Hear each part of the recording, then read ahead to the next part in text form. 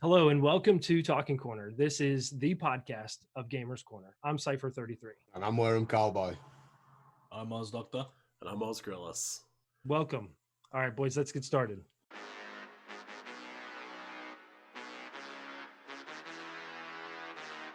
Hello and good morning and good evening. Welcome to Talking Corner. This week's episode, we're going to get into a couple different things. Community, Queen, and confusion. So let's get into it. First thing off, we have Queen here. Queen's filling in for Oz Doctor this week. And Queen, we actually invited you on to be a part of the Talking Corner because we just wanted to pick your brain. We wanted to see what's going on in your world to help drive your stream and what you're doing. So first off, I want to start by saying Queen started streaming October 6th and she became affiliate November 5th. So that's less than a calendar month. So congratulations on that, Queen. She has, as of right now, 1,649 channel views. Now, I'm giving you these stats to put it into perspective. So the channel view count is 1,649. Her total followers are 209. Total subscriptions are 101. Her average viewers are 9.69, and she can be found at xBattleQueenx on Twitch, xBattleQueenx on Twitter, and xBattleQueenx on Instagram. So these stats that I just rattled off, they're not just numbers to us streamers, especially the people who look at how to progress and continue to cultivate their stream and what they're doing. So I wanted to bring those on board just to kind of throw it out here with the guys and talk about it and dialogue with you, Queen, because these numbers are actually really good for where you are. First off, your channel views as opposed to your followers, not many views, not many followers, but then you have 101 subscriptions. What are you doing? That's insane. That's awesome.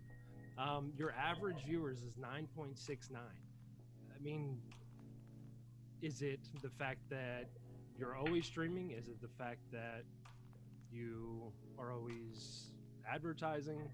What do you feel like is working right for your stream?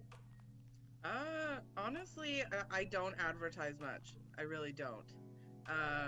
I'm terrible when it comes to Twitter, Instagram. I don't post on any of that stuff.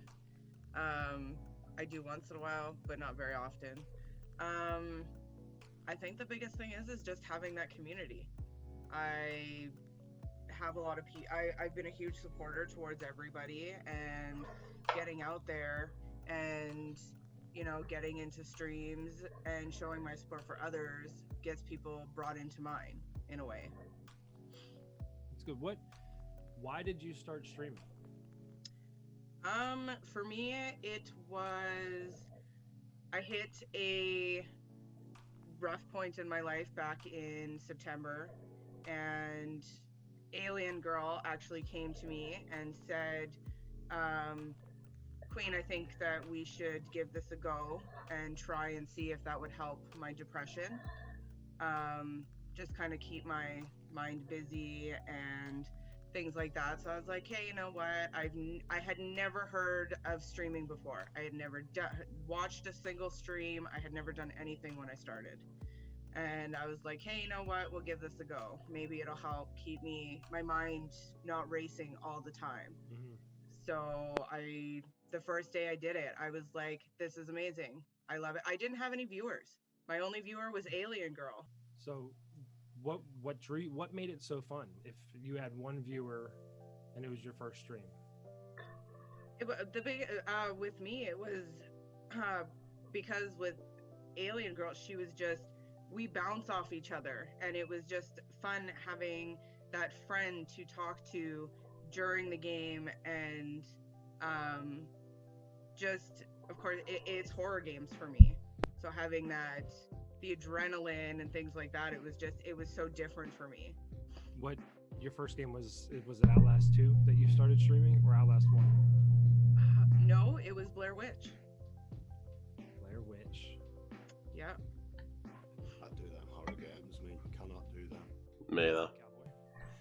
Go the living shit out of me, man. I might be nearly 30-year-old, but I still fucking, you know, everyone still has. I don't know what it is. I don't know if it's as I've grown older, I've got a fear of dying. So if I go downstairs to the kitchen now, man, I make sure there's a light on somewhere in Gav. I mean, I'm making. What's gonna kill you, cowboy? I don't know, bro. Some Anything. them shadows in them games done it some freaky shit, man. And who's to say it's not hiding in my fucking shadows? You know what I'm yeah, getting? 100%. Just Every time I play those games, every time I leave the room, every time I enter a room, I'm turning on every light. It's like I can't do. I mean, I watched clips. I played these. Of course, when I started, I had no camera, so I played these games in the dark. There was no lights on in the room with me, so it just added to the effect. I remember watching. I think one of the first streams I jumped in on yours was an Outlast stream. It might have been a Blair Witch, but I was remember. Outlast. Yeah. I remember you and Shan. It's a single player game, but you guys were playing it together, and you were streaming it together. So Shan had her stream up, you had your stream up, but you guys were talking through your party chat, going through the game together. You know, but alone. You know, like calling out, "Oh my gosh, you know, I found, you know, whatever," and that was so intriguing to me because you guys were getting scared together at the same parts. You know, you were freaking out, and you were having such a great time. And I think that having a camera definitely would have added to it. Yeah. But still not being able to, because that adds to the imagination too. So you know, I was watching the game and I hear you shrieking in the background when I jumped. So it was almost, I mean, it was very interactive. It was really cool. Yeah. In my opinion. So did streaming actually get you through the depression stage? Like, did it help you with that? To an extent, yes. I mean, of course, depression is hard to battle through, and you know, at the end of the day, I mean, it gave that distraction, but then once it was all over, it all just kind of came back, you know. So it was more something. Of course, during the day, I'm busy as it is, but at nighttime, that's when my mind would start to race. So it was like, hey, you know what? That's my perfect time to just, you know, take that couple hours, 2-3 hours to sit and play a game, stream it. And my mind at least had that 3-hour break where I wasn't constantly thinking. Yeah. With you've mentioned a couple times now with battling your depression. If you would like to, I want to give you the opportunity to give us a little background about who you are. So to anybody who's listening to the podcast or watching the YouTube video, this is you speaking to them. Let them know who you are and, you know, just the kind of person you are and where you come from, a little bit about you. Okay. I am a mother of 3. Very outgoing person. I mean, with me, I bounce off people, more or less. It's if I'm somewhere by myself, I'm like, if I walk into like a bar or something, I'm shy, very shy. I'm not going to be the person that just walks up and be like, "Hey guys, how's it going?" No, I'm going to sit there in a corner and wait for somebody to approach me, 100%. But my kids are what keep me busy, and I mean, having 12-year-old, 4-year-old, and a 2-year-old, it doesn't stop. I'm Canadian. I'm sorry. And I catch hell for that all the time. No, you don't. From Cypher. A boot. It's a boot time. Not a shoey, a boot. There's not much to really know about me besides being that mom and gaming on the side at nighttime. It's a side job, right? Yeah. It is.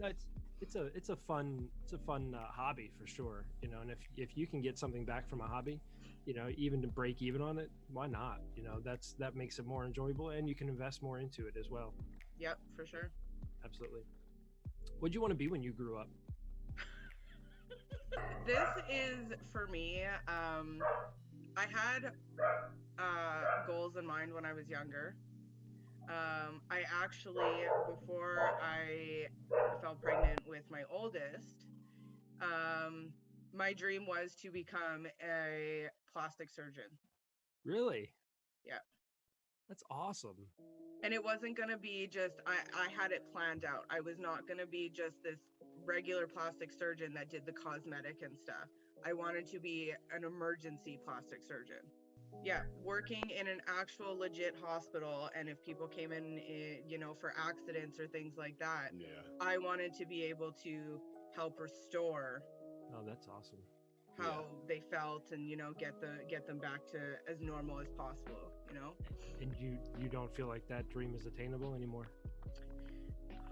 Well, once I had my son, it was kind of one of those things. It's like, is this really something I can do? Mm-hmm. And you know, my life got really difficult, and that's around the time that my depression first hit, was after having my son, and it just kind of, I fell into hard times. I was only 17 years old. Mm-hmm. It was just not the right, it wasn't ideal. And I mean, I had dropped out of school and just eventually got my GED, but What's a GED? GED is like it's equivalent to a high school diploma, but it's not as detailed. Like, I didn't have to sit there in classes and learn everything. They basically teach you how to take tests. And once you pass those tests, you have your high school equivalency. It makes it easier to get certain jobs. Yep. I believe that GED stands for what? I don't believe you know, do I? I did know. I thought I knew. I don't think you do. General education diploma, I think. Yes. Yeah, I think that is correct. See, but I don't understand what because we have, I don't get like your schooling system, because we have primary school, high school, sixth form, college, university. Like, I don't, how does yours go? How does like Just the because American one go? just because the school building sounds smarter doesn't make the kids smarter. No, I'm not saying that. I'm saying, how does it go? Because I don't get yours. And like, ours is from primary school, you're in there for 6 years. Yeah. High school, you're in there for 5 years. Sixth form, I think, is another 2 years on top of high school. And then you go into college for, what, 2 to 3 years. Then you're in university for sometimes 5 years. And then you're like fully qualified to be some sort of lawyer or criminologist, or, you know, along them sort of lines. Like, how does your schooling system go? Because I don't understand it. I watch a lot of American films and see all, you know, like stuff like that, but I don't actually understand how it works. What are the ages that you go into these? So here we have, you know, primary school, then junior high, and then high school, and then you get your college and your university. Right. Primary school is usually considered kindergarten to usually grade 6. And then junior high is 7 to 9, and then high school is, and then high school is 10, 11, 12. And then once you, depending on what you want to do, will depend on whether you go to college or university, because the university is the more high advanced. So, you know, you want to be a doctor or a lawyer, you're going to go the university route. Where if, you know, you're just wanting to do, you know, like trade programs and things like that, you're going to go the college course. Right. So I believe somebody can correct me in the comments, or they will correct me anyway. I believe when you leave high school, you can't go to college without going. You can't go to university without going through college first. Like, you can't go straight from high school to university. It's not an option. 2 routes. You've got to go through college, then to university. I'm pretty sure that's how it works. And obviously, I'm thick and I never made it that far. I mean, it might be that way down there, but up here, it's not like that. It's if you're going, it just depends on the program, because of the fact if you're going for a more advanced program, you just go right into the university programs. Right, got you. Right, well, that's a load off my shoulders. I finally understand a bit better now. He's been pondering that for years. So, what are we up to now? All right. So I was looking through a couple of your achievements on your Twitch page. It goes down. Anybody can look at their own trying to attain, or kind of what like the next step is, what they can kind of drive to. You're one person away from getting 15 people chatting in your stream at one time. What do you feel causes that traffic in your stream? 15 individual people at the exact same. You have 14 out of 15.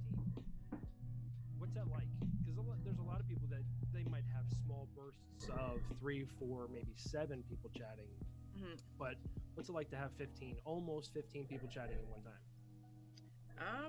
Well, honestly, I've never noticed that there was that many people, but I'm pretty good at keeping up with it, and I have yet to find it overwhelming at all. Good. And I mean, in that situation, it does help having my mods there, because if by chance I do miss something, or somebody coming in and I didn't see it, somebody has already introduced, said hi to them, and they're not going to feel ignored. Good. Yeah. You've listened to our last podcast, then? I've listened. I already everything that you guys have talked about, I already know. Oh, wow. Don't feel very educational now. Oh, no, I just sit there and I'm like, I can relate. I can 100% relate to that. It is so true. I said to everyone, Queen's definitely been listening because she does everything exactly how he said. But you already did it. God damn it. I feel like a lot of what we say is common sense, but then it's not, obviously, is it? Because of how many people are struggling. And then you look at Queen, somebody that literally puts everything into practice and goes ahead and does it all, and you see her outcome to somebody that sits there and goes, "Whoa, why is nobody watching me?" Well, I think a lot of what makes them want to watch you? Yeah. How do you feel, Queen? What do you feel draws people into your streams? For me, I think it's just more or less my personality. I'm not shy on camera. I don't just sit there and just play my game and that's it.